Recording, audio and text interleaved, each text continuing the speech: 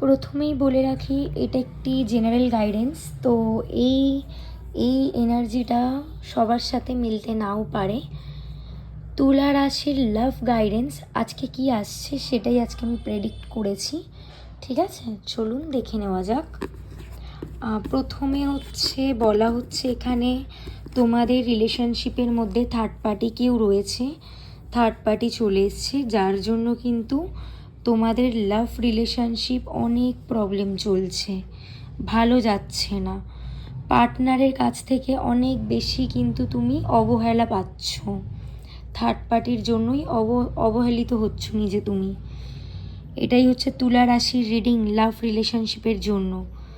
তো কি করবে সেটার গাইডেন্সটা আমি দেখে নিচ্ছি। তুলা রাশির এখানে তো প্রথমেই বলে দিয়েছিলাম যে থার্ড পার্টি আছে, দ্য ডেভিল কার্ডও চলে এসছে, দেখতে পাচ্ছ তোমরা। তো এখানে বলা হচ্ছে এই যে তোমাদের নেগেটিভিটিটা বেশি দিনের জন্য নয়।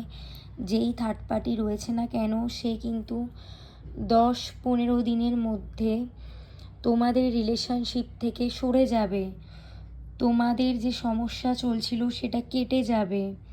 এই সমস্যা আর কিন্তু বেশি দিনের জন্য নয়। তুলা রাশির লাভ রিলেশনশিপে যেই সমস্যা চলছিল, যেই থার্ড পার্টি ছিল, সেই থার্ড পার্টি কিন্তু সরে যাবে। সেই থার্ড পার্টিকে ইউনিভার্স সরিয়ে দেবে।